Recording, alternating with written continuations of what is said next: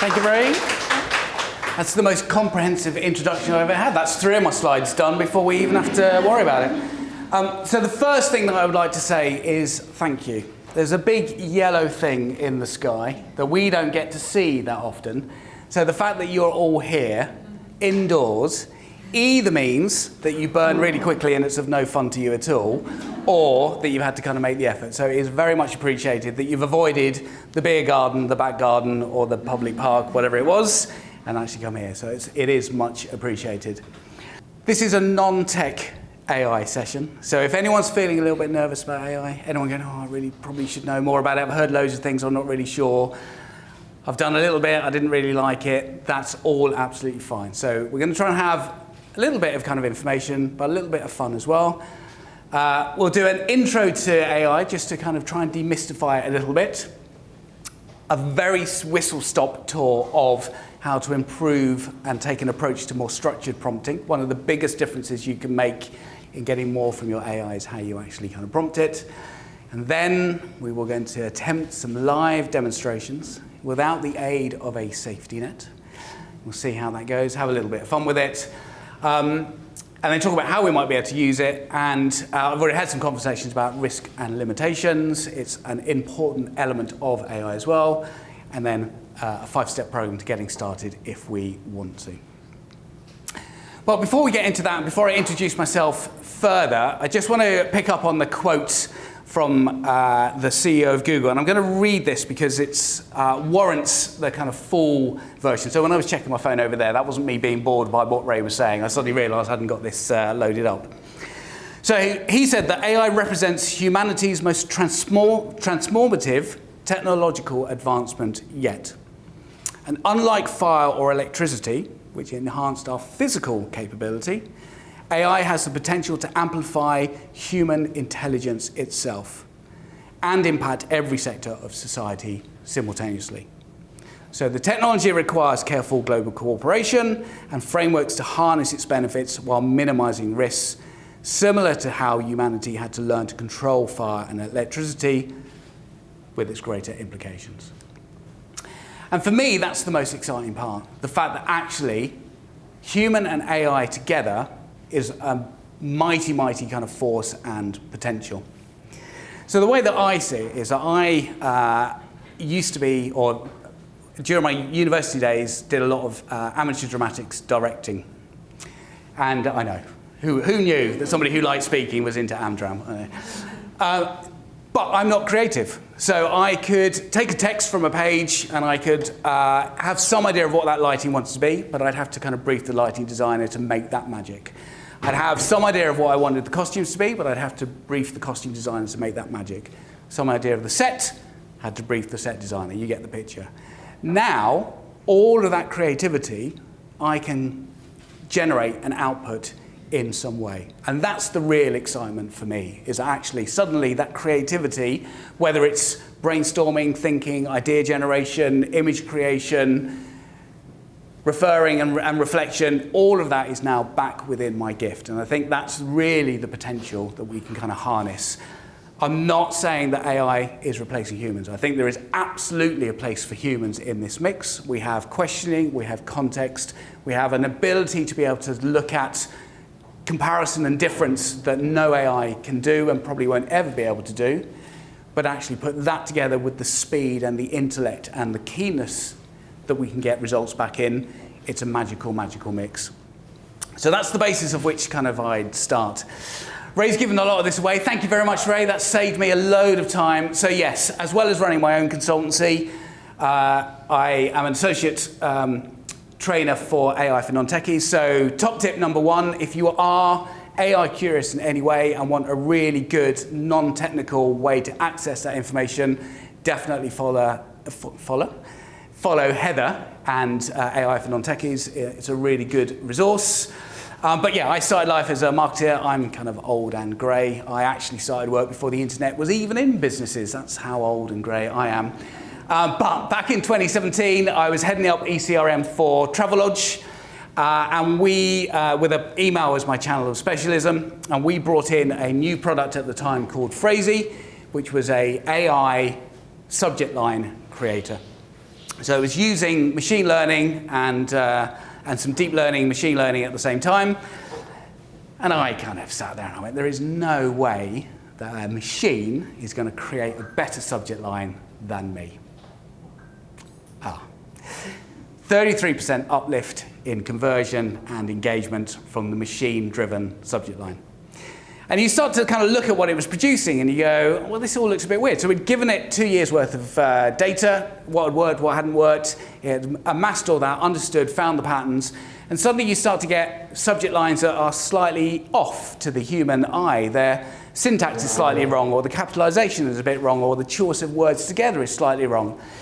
And then you kind of dig into it a bit deeper and you start to go, well, actually, humans don't read word for word for word. We look at structure and context first, and then we fill in the details. And the machine learning, the AI, knows that, sees that pattern, and can then be able to create things that we engage with more. So that got me really curious to go, there is something here, there's something different. And then continue to use AI within the marketing platform. So very much a kind of marketeer first, supported by AI, and then actually, about a year ago, fell down the AI rabbit hole completely, and now AI train and help businesses implement AI and actually have a kind of bit of a side hustle of AI for everyone. So how can you use AI for your own use and your own personal use? Again, great believe, have some fun, get used to it in your own way. We'll give you a couple of examples how to do that. And then because most marketing is about storytelling, I also am trying to run a drummer and a balloon twister, and that's where Twist Consultancy gets its name from. And yes, sometimes I do actually twist balloons as part of my talks. Not today, I'm sorry to disappoint you this early on in the session. But the analogy here is that actually if I gave you Jerry, our balloon giraffe on the right there, and said, make this, you go, actually I'm not really sure where to start, and that seems a bit complicated, and I'm probably going to waste a load of time getting it wrong. But if I can break that down into a series of small steps, or twists in this case, suddenly the complex becomes much simpler to understand and to be able to deliver. And that works as well with marketing framework and theory as it does with AI. So we're going to take some small steps today, some small twists, and hopefully by the end of this, what seems complex actually isn't so complex after all. So let's take the mood of the room. People tend to fall into one of these kind of 4 pots. We're all marketeers, roughly, so let's do a bit of segmentation, right? So, explorers. So I haven't used any AI, or I've really only just kind of touched the surface with it, just starting to learn about it. The experimenters. So I've dabbled a little bit, I've tried it a few times, I'm sort of starting to find my way. Implementers. So actually I'm using it quite regularly, I might have started to use it for work as well. And then our leaders, so actually I'm using it every day. I've built it into systems and processes I'm using, and I'm fairly confident with it. So let's have a quick show of hands. There is no shame here. This is a very, very safe space. So our explorers, who's new to AI, just quick show of hands. There we go. Let's see. I always like, there's one brave person, then everyone else gets slightly braver. That's fine. Excellent. All right. Experimenters. So you've just doubled a little bit. Ooh, about a third of the room, I'd say. Implementers. Oh, it's the most I've ever had in a room. Right, you can teach me. Perfect, there we go. And any leaders, anyone using it all the time, building their own ChatGPTs and agents and, yes, you're right. James, come on, put your hand up. What's the matter with you? Go on. If anybody needs to know about intent and SEO within AI, have a word with James. He's the expert in it. So, there's all different levels in the room. What we're going to try and do today is to maybe just show you a few things that you haven't seen before, different ways of using AI, just move away from ChatGPT or something similar, and just give you the art of the possible. But let's just kind of break down AI a little bit. I'm not going to go into too much detail about this, but just to give a sense of context, and this helps us with our prompting as well when we start to understand it. So actually, AI has been around since 1950. And a lot of people are quite surprised that actually it's existed that long. They've sort of just come to be aware of it through ChatGPT and generative AI and think it's a new thing, but actually we're going way back. So Alan Turing, as well as all the work that he was doing decoding the Enigma machines, actually wrote a paper in 1950 about whether a computer could fool a human adjudicator in terms of the output. So what was called the imitation game. It's where the movie gets its name. Most people know Alan Turing through Dominic Cumberbatch, which is a bit of a shame, but there we go. And if you've ever been to Bletchley, which is not so far away, which is kind of where a lot of that Enigma code stuff was done. I went there, I still don't really understand how it worked, but it seems very, very clever. And then in '56, we actually had the birth of the term artificial intelligence. So Professor John McCarthy, who used it at an American symposium to reference the ability for computers to mimic and act as humans. So that's science of computer technology in that way. And then our first, what was called chatterbox at the time, we now refer to them as chatbox, a bit more modern, was actually in 1966. So again, it's amazing to think that actually that technology and that use was existing way back there. It was a psychotherapy chatbot, used a series of kind of pre-canned responses using regenerative questioning. So that ask a question with a question or answer a question with a question. So I'm feeling a bit miserable, or when did you start feeling a bit miserable? Yesterday, or what happened yesterday, that might be that kind of thing. But you can imagine that kind of, I'm typing this stuff in and I'm getting responses back. And I think that's very similar to how a lot of people felt when they first started using ChatGPT or something similar, going, oh my God. And then it all went a bit quiet. So 70s, 80s, early 90s, now referred to as the AI winter. So there was a lot of funding got pulled, not very much kind of happened. And then it really kind of took off again in the late 90s, 97, when Kasparov, the chess grandmaster, was first beaten by a computer, and that kind of raised it into the public consciousness again. And then we had a couple of technologies that kind of have started to support where we've got to today. So in 2000, we had machine learning. In 2010, deep learning. I'll touch on those very briefly in a second. Our first GPT was actually in 2018. It wasn't chat, came before then. Extra points in the room. Who would like to tell the rest of the room what GPT actually stands for? Generative pre-trained transformer. Yes, it does. Extra points, definite muffin for you. There we go. So, there you go. You can take that home tonight and go, what does GPT actually stand for? Yeah. So, generative, to actually create. Pre-trained, so it's trained on data of some sort, and in this case, mostly all of our knowledge, so the internet. And then transformer, the ability to be able to take an input in one way and actually give something out in another way. So that's what GPT and where GPT actually comes from.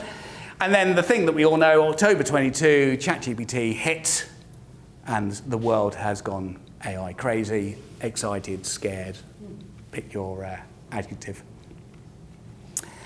And it's that pace of change that's kind of really amazing people. So this is just over 2 years ago now, 22. So this is using a program called Midjourney, which up until a month ago was still the best image generator that existed. We'll talk about that in a second. Very simple prompt, doctor and patient, photorealistic. And we've got some kind of Dali-esque image. You can, maybe they're people, maybe they're not. There's definitely some kind of drippy face thing going on. And then we just skip forward 6 months and we can see change already. So it's definitely a more recognizable person. I wouldn't say it's photorealistic in any way, but we can see that we're doing that. And then another 6 months or so, we've definitely got people now. So we're now kind of 18 months on. We've still got like a 1950s Midwest magazine vibe going on, but actually, it's pretty, that change is amazing. And then July 24, we've started to see kind of texture in the hair. We've got kind of the ruffles and the clothing. I think we've still got some kind of weirdness going on in some of the images. There is still, absolutely, it's not perfect. And I'm never going to say that AI will always be perfect, and we will look at that as part of the considerations. But you can see where it's kind of got to in that kind of short space of time. So one of the most exciting things is that today, AI is the worst it's ever going to be. And we've seen that with everyone that's been making their plastic toys and figures in ChatGPT. We know who you are, yeah. And we've got the conscientious going, I'm not spoiling the earth by doing that, which is also a very valid point. We'll talk about that a little bit as well. But things that you may have tried 6 months ago, try again. Don't give up with AI because it is just moving so fast and it's becoming easier and easier to access and unlock things that it's kind of worthwhile sticking with it. So it's never as bad as it's going to be. And the other thing I would kind of say to you is that the only limitation now on AI really is our own imagination. So if we can think of the concept, if we can start to go, I wonder if, could you, how would that, an AI tool will be able to kind of help you to do that. This is the most tech we're going to get in our non-tech thing. But I think it just helps to just dig slightly deeper when we start to think about how AI works and how we can get the most from it. So we know that we've got artificial intelligence as our overarching concept back in 1950. 2010 machine learning. So that's effectively being able to take and find all of the patterns within the data that we're creating and actually make sense of that. So it allows us to predict, to understand, to model as part of that foundation. So that gives us things like predictive text, love it or loathe it. It gives us things like image recognition, and it starts email spam filters, for example. All of that is being done through pattern recognition and through data profiling and contextualizing. And it feeds things like some of your preferences, so it's part of what drives the next Netflix algorithm to show you what you like and what you would want to see next.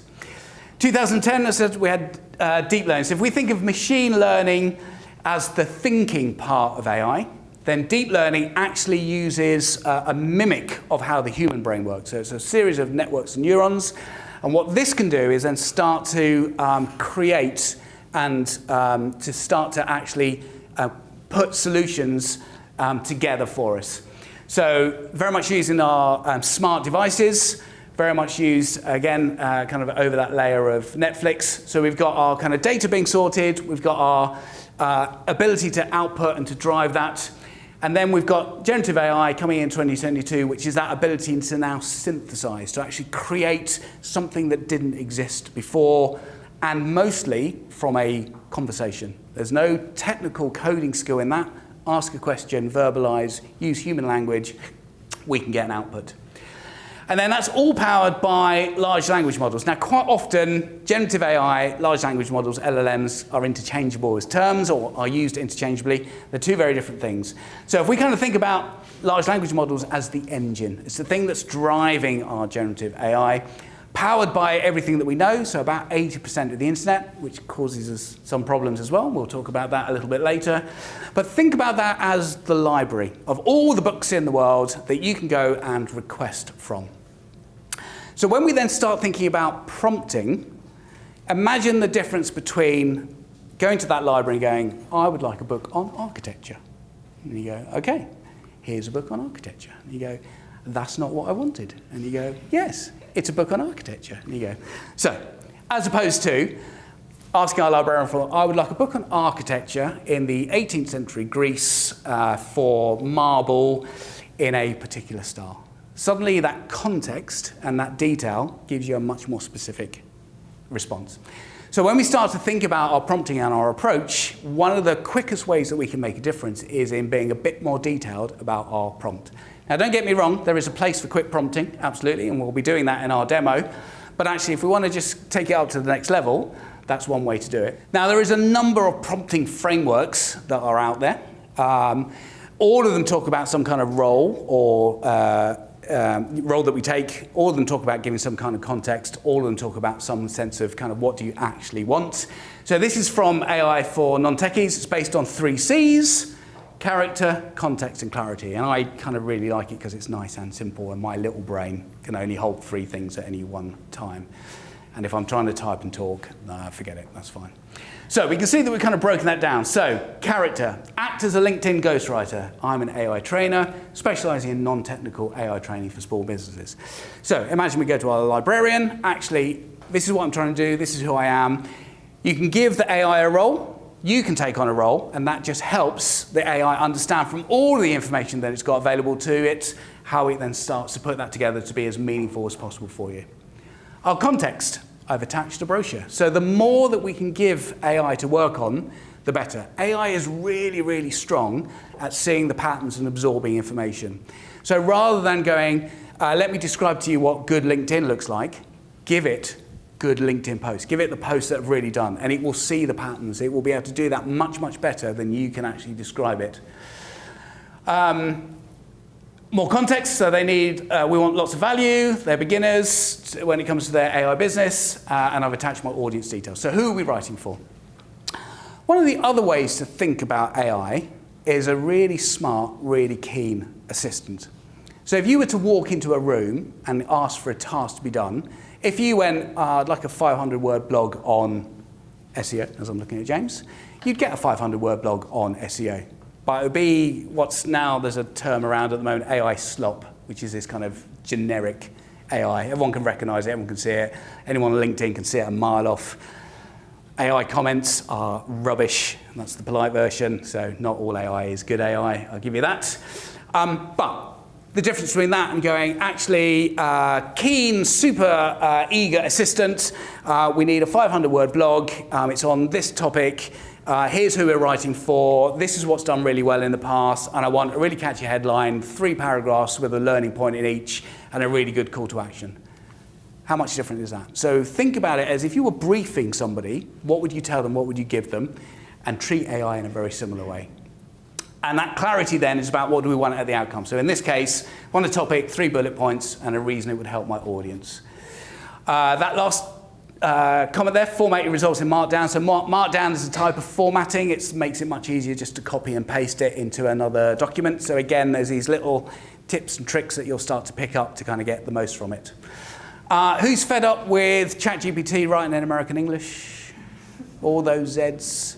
Well, let's not even start talking about M dashes or the AI dash, as it's now. There's a load of copywriters going, what? No, it's a proper thing.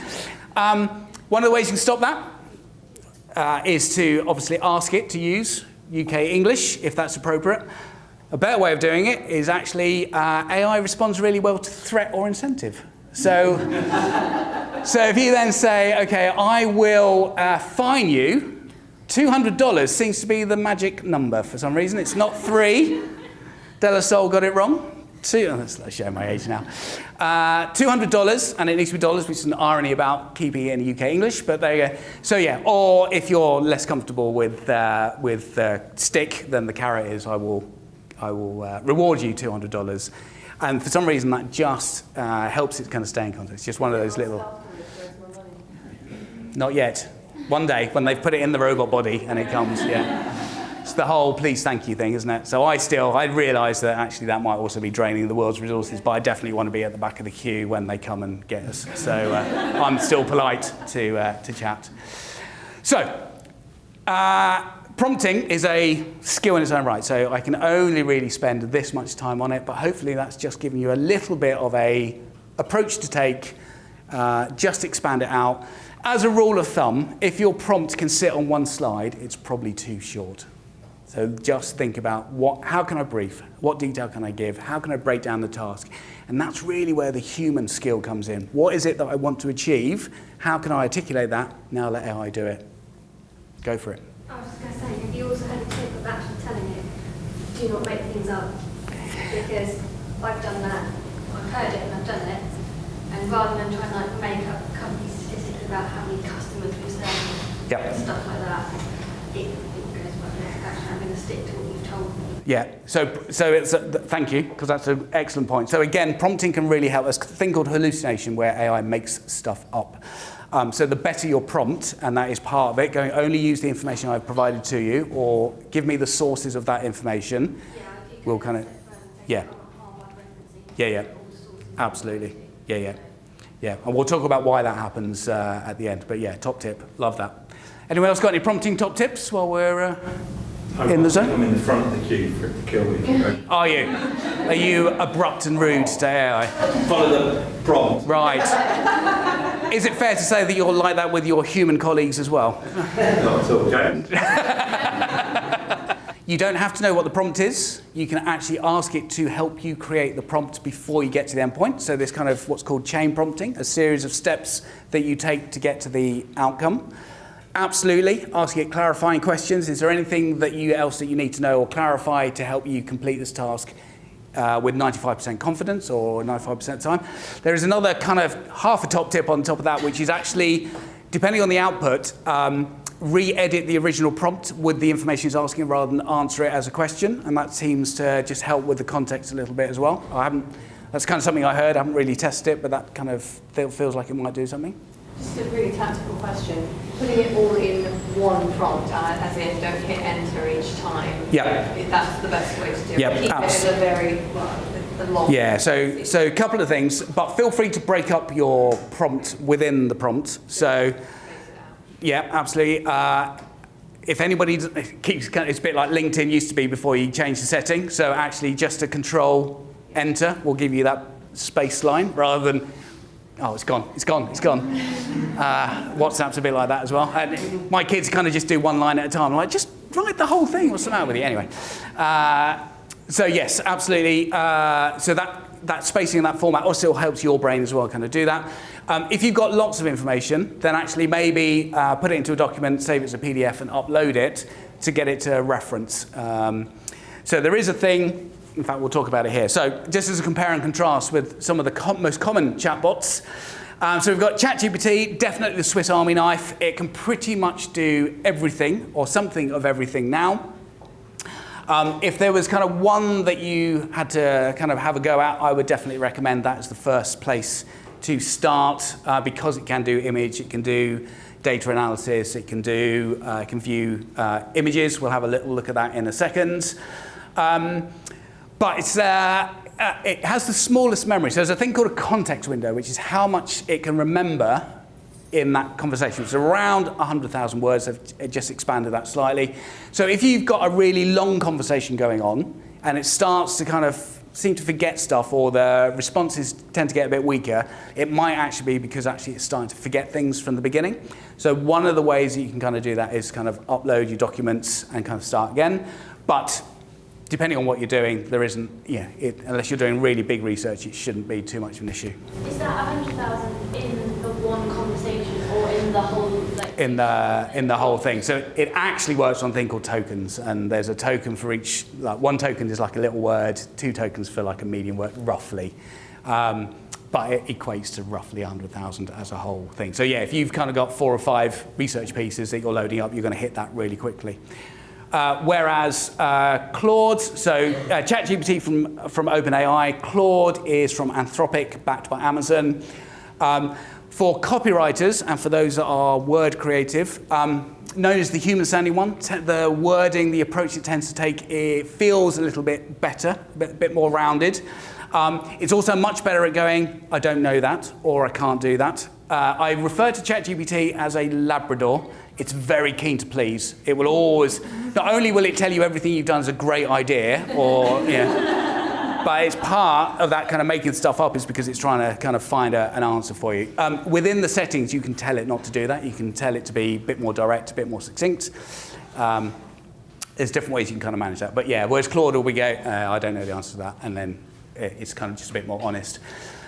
Gemini is from Google. So Claude, the other thing that used to be the biggest differentiator was that Claude wasn't linked up to the internet.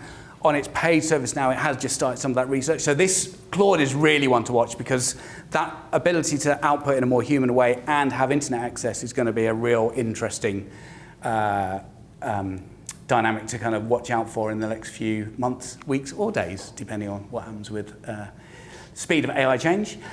Gemini's from Google.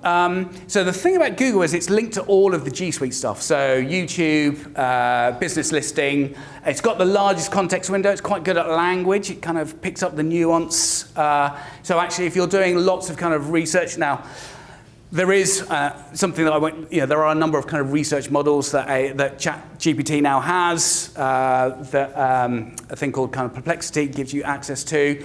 But just as a general rule, if you're only playing with one thing and you need a bit more power, have a look at Claude or Gemini to be able to kind of load up more documents. So this is a really nice one in terms of insight and internet access. So as a use case, I've turned up at Reading train station. I go into Gemini and I go, I really fancy an English breakfast, where do I go? It will then search business listings, search reviews, link into maps and go, okay, why don't you try Charlie's down the road? So just as a kind of nice little way of being able to do that. And then Copilot from Microsoft. So it actually runs on the same large language model as ChatGPT. So it's GPT-4. It's just not as good.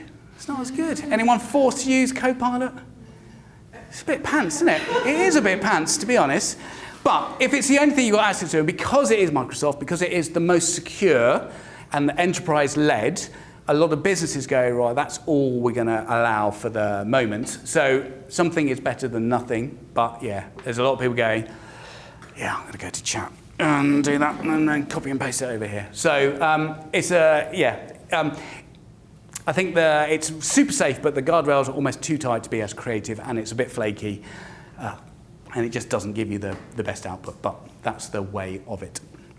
So just to give you, I'm just going to jump out of this for a second. First kind of demo bits, just to look at a couple of bits that chat can do that you might not be using it for at the moment. So the first one is kind of vision mode. So you can upload an image and actually get it to understand that image. So as a little home tip, I've just got this kind of pre-done something I did. So I took a photo of this plant. As you can see, brown leaves, not looking particularly happy. It's just sitting on my desk at home. Asked ChatGPT just to identify it and give me some well-being tips. It got it right, I know, because the label was still in the plant, so I didn't have to. It's fine, it is a peace lily, that was confirmed. Couple of things, you might be watering it too much, you might not be watering it enough. It felt like it was a consultant's answer, it depends, you know. The thing that really freaked me out was this line. You might want to move it slightly away from the radiator.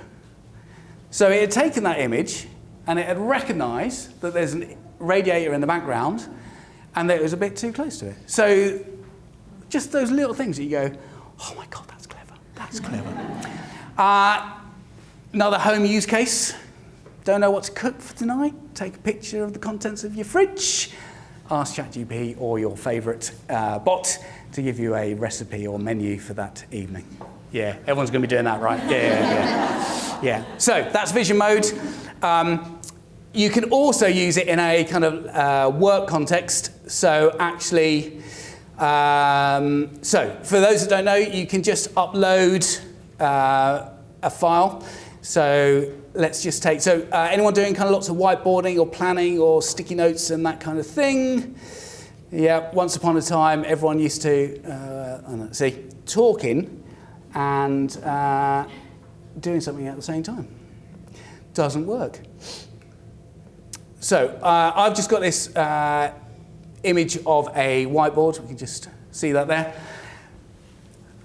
Look at that and you go, what does that mean? So somebody would have to kind of write that, categorize it, et cetera, et cetera, et cetera. What we can now do is we can now go,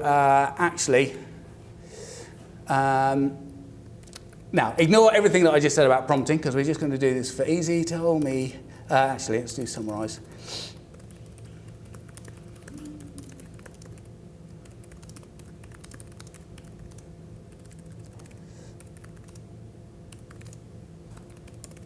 So, just going to see what it does.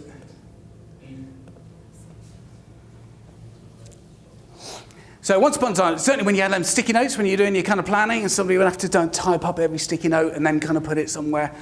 Don't have to do that. So we've now got, within seconds, a summary of everything that is on that whiteboard and 3 keys. So speed. So AI, really good for efficiency, really good for being more effective, as well as being more creative in its kind of wider sense.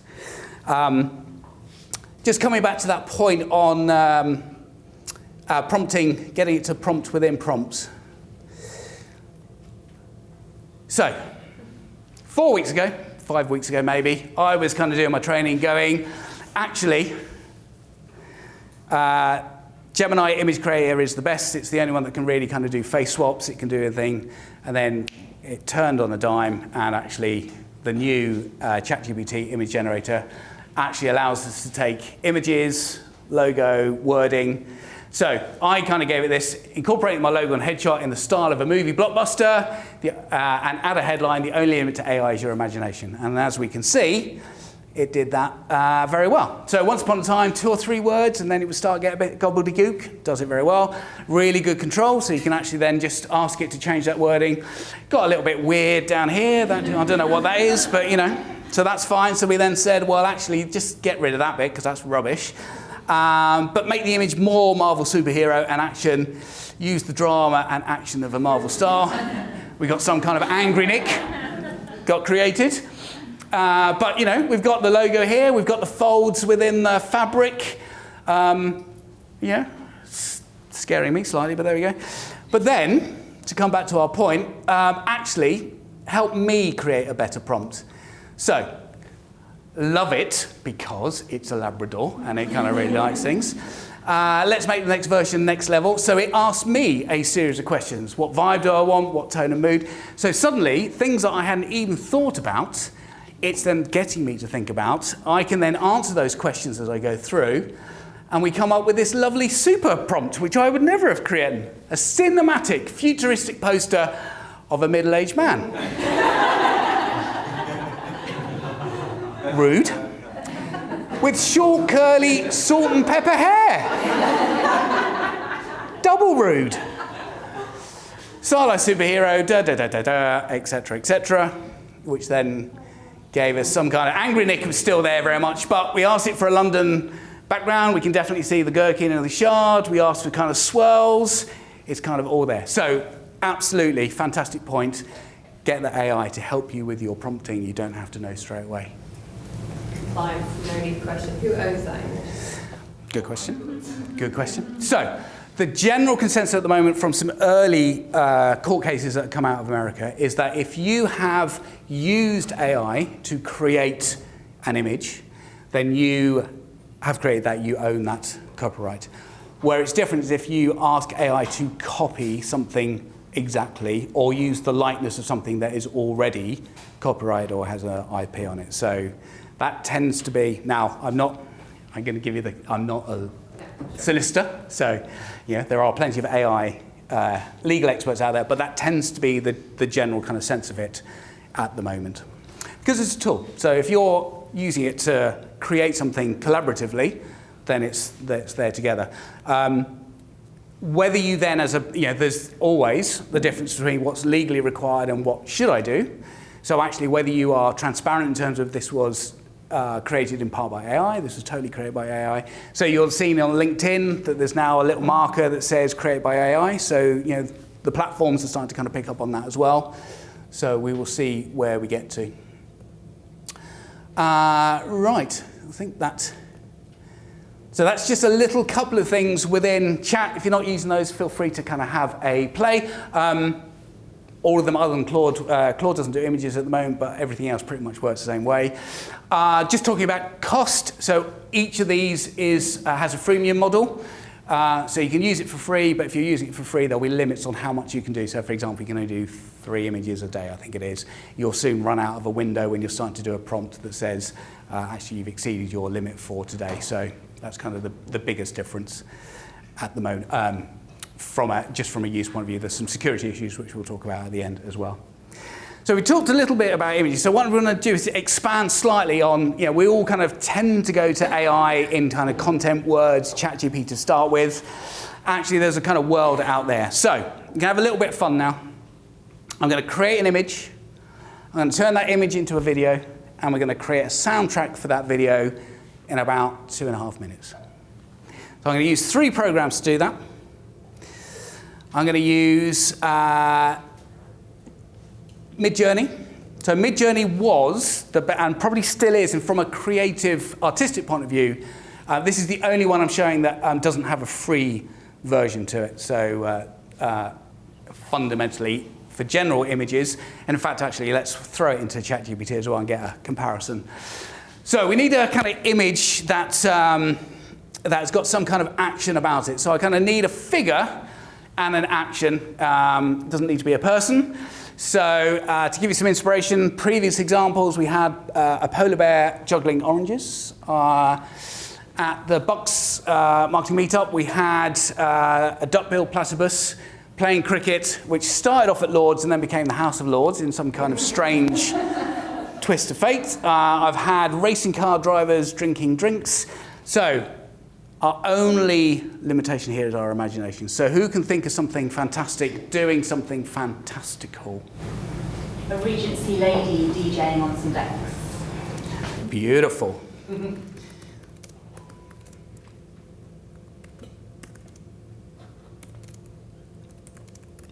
And just to give it some more movement,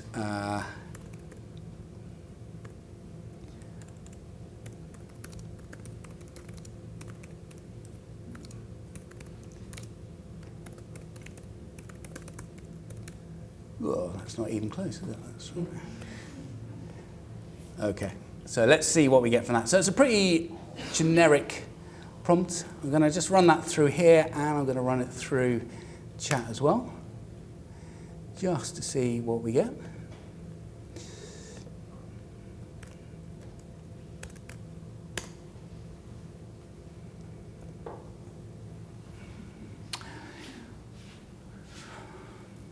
So we've definitely got Regency, I would say. I don't know if anyone's super fashionable and kind of knows their thing, but that's it. We'll sort of kind of nail Gwyn. So one of the things we'll talk about is the, when we talk about bias, is the definition of kind of beauty and form and shape. Clearly, everything is based on the internet, so what is the what is the similarity that we have in all of the models that we see? Smiley, smiley, that's all very nice. Let's just take the one that I think is most action-orientated, just for our video purpose. All right, let's just take this one for the sake of, so I'm just going to download that. So we can see that we've got quite a lot of detail, we've got a lot of fabric, we've got a kind of depth of field. Now, let's just see what chat has given us. Oh, it's given us 2, which is going to slow it down. Oh, yeah. That's pretty good, isn't it? Yeah. And actually, I really like, we've got this juxtaposition, so I don't think Midjourney's done it. So no, they've gone period, haven't they? But we've got this really, really nice.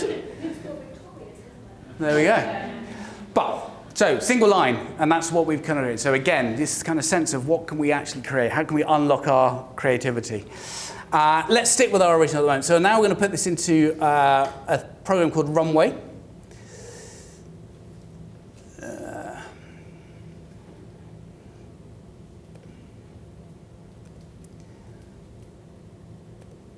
And see what it gives us. Now, there isn't maybe a lot of movement, so I'll be curious to see what it actually gives us. But so let's.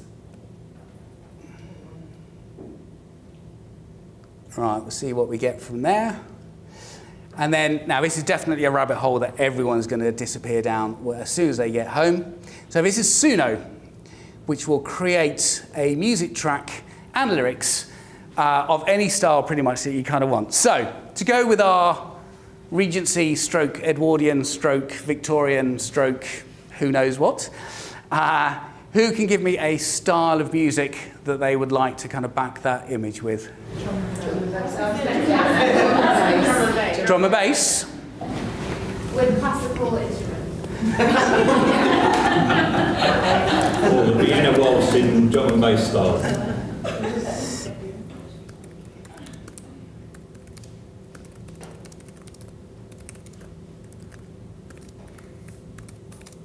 Let's see what we get. All right.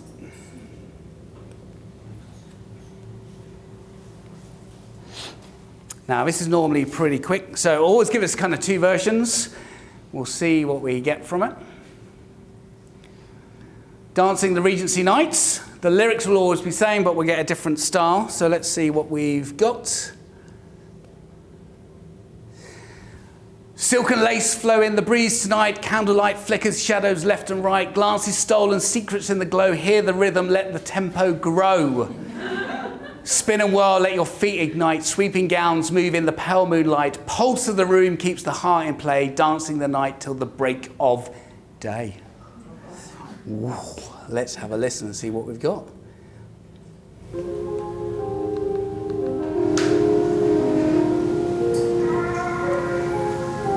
Slow start. It's going to drop the beat, maybe.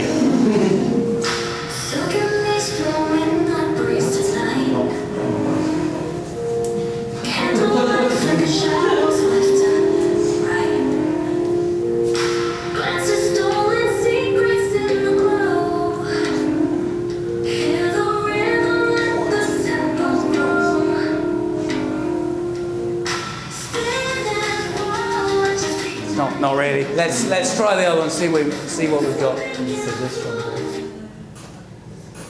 I feel half of the room is relieved. Half of the room is kind of.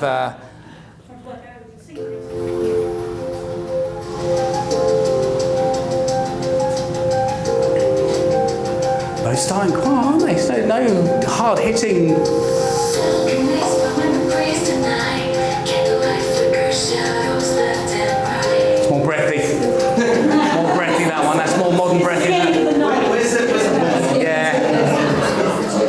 Swifty's an executive producer on this one for sure.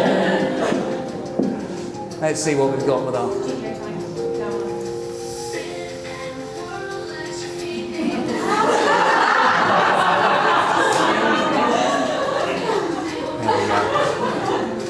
There we go. So maybe not exactly what we were looking for. Maybe not exactly, but within pretty much seconds, we've got an image into a video, we've got a soundtrack. Go and play with Suno, it's free. You'll get certain tracks out of it. I've definitely had people who go, we were just doing that all night. We just see it. It's a rabbit hole we couldn't come out of. But have a play. And that's kind of the message really for tonight, is have some fun with it, get more familiar with it, and don't worry about work to start with. Work will come as a kind of second piece. Right, so just to kind of finish off on video and voice, as well as images, we can then start to create digital twins of ourselves, little avatars. So let me kind of play this. I have never actually, in fact, I'll let AI Nick tell you. Hi, this is AI Nick. I hope this is a good introduction to AI and the real Nick's looking after you. I've never actually spoken these words in a video. But this avatar created after 2 minutes of filming is pretty good, right? So, you film yourself for 3 minutes. It gives you a digital twin of yourself. You can then either use an audio track or you can go copy into words. Work case, use case. If you've got CEO, someone's time precious, someone who doesn't like being in front of the camera, capture their likeness once, and then you can use them for intros, for presentation snippets. You can then just rinse and repeat that image and that use as much as you need to. Where it gets really interesting is once you've got your digital avatar, you can then speak between 50 and 100 languages. Now, I'm half South American. My mum was Colombian. My dad was English. We never spoke Spanish as kids because my dad couldn't understand it. A regret for all of us because I have tried to learn as an adult.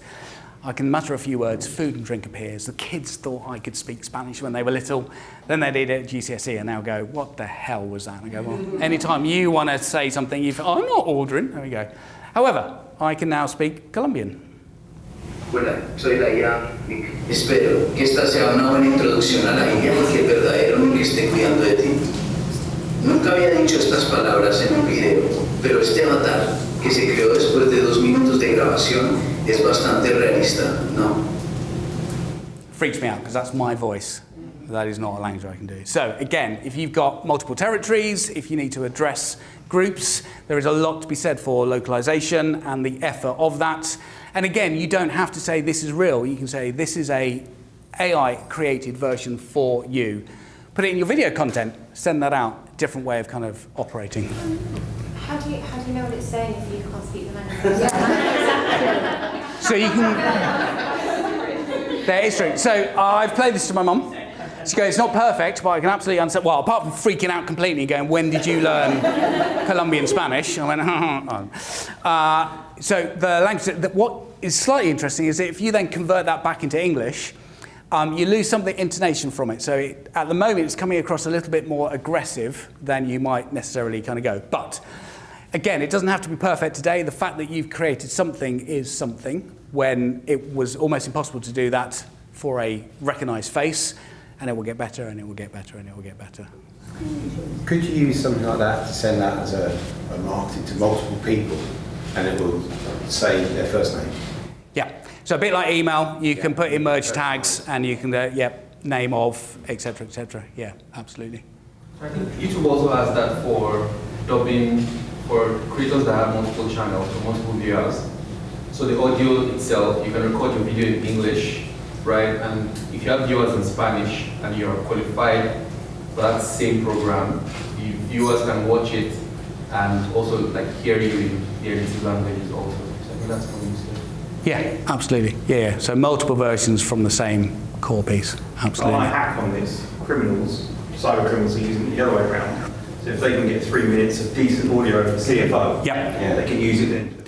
Yep. So there's always going to be bad actors, from the point of door-to-door salespeople selling you rubbish to internet fraud to now AI. So absolutely, let's not pretend that there isn't a dark side to all of this technology. HeyGen, which is this particular platform, you have to speak a code word in to be able to get your likeness kind of recognized. So that's how they try and manage it. So unless you were short-arming somebody to say the right word at the right time. So there's guardrails in place, but absolutely there is technology, specialist technology, that will allow you to do that. But we're mainstream for the moment, but it's a fair point. All right, I'm just slightly conscious of time, so let me just whip through the last couple of bits. So we looked at Midway Runway Suno. If you haven't used it yet, go and have a play with Notebook LM. That's very cool because it allows you to link up websites, YouTube videos, documents, and then give yourself a faux podcast that will actually give you all of that information back. So let's start with Twist Consultancy. Okay. So this is a website, a brochure, linked up, and now have a podcast created. Idea of combining AI. Well, cut that slightly short, but a really good use case for that is if you are, so somebody I know was learning online, really struggled to kind of get the concept. They uploaded that content and the notes had a podcast created. Suddenly they were able to kind of really understand much better because it had been given to them in a different way. So have a play with that. All right, so just to finish off with different ways that we can use our AI. So we've kind of looked at some of the content creation. We've looked at the analysis. It's really good for idea generation.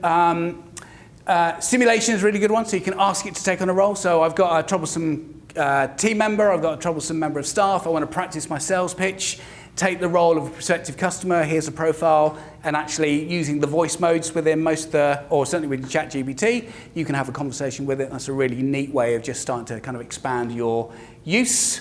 Translation we kind of talked about, and an expert advice. So act as a LinkedIn ghostwriter, act as a UK legal contracts manager, act as a HR manager. All of this is here to kind of help you. And then we said that we would talk about risks and limitations. So the bias we've kind of touched on slightly. The reason for that in part is that we've learned from the internet. And within the internet is a whole load of bias. So whether that's create me an image of a CEO, and you'll probably get a bloke with a beard and glasses. Show me a beautiful woman, you'll probably get pale-skinned, fair-haired, thin. Show me a full glass of wine. No wine is ever pictured full. It's always a third, so it really struggles to do that. Give me a series of watch faces at 3 minutes past 3. All watch faces are kind of open hands. So it learns from what it's seen the most of. So it's not AI being biased, it's the bias on what it's done. So part of our job and part of our human side is to recognize that there's bias and to try and be aware of that and to kind of watch it, spot it, change it, or train the models over time to be less biased as we need to. Hallucinations, so again, similar. It's kind of, there's as much Reddit and social comment out there as there is published papers. So again, there is no, AI doesn't know what's right and wrong. It has no sense of context. It just takes everything with an equal weighting, as well as that willingness to please. So about 20% of the time, it will make stuff up. So always check your sources. That's just good research, best practice. And also be more structured in your prompting, give better examples. It will kind of help. And we talked about copyright and IP a little bit. And then sustainability. So actually, yes, all of this technology has a draw. All technology, any industrial process has a draw on the environment. So we have a responsibility, and it's not for me to say what's right and wrong. and things are in balance. So maybe one of the arguments is that maybe AI will help us solve some of our climate change issues in the future, and therefore actually there's a longer term game. So I'm not saying don't use it, I'm not saying use it, but it's part of that kind of balancing act. And then to finish off with, if you have moved from, I've had fun with it, I want to start using it at work, most change starts with, I've got a shiny bit of new tech, how am I going to use it? No, no, no, no, no. Classic change management. What's my problem? What am I trying to solve? What do I need the outcome to be? Now, what's the right technology for that? So that's what I do a lot of now, is coming into businesses, and it's more change management, process mapping, and the AI then is part of that enabler. So is it AI? Is it automation? Is it people and process? And that's kind of where we start to develop it. Thank you. I realise I've gone on slightly longer, but we had some really good questions through. Feel free, there is a little secret landing page where you'll be able to get a copy of the slides. There's some training courses on there with a discount for you and some free giveaways off that QR code or just looking at TMM event. And I'm quite happy to send the slides around into the Slack group and just kind of share it into the WhatsApp group, sorry, wrong platform, and do it that way. So, back to you, Ray.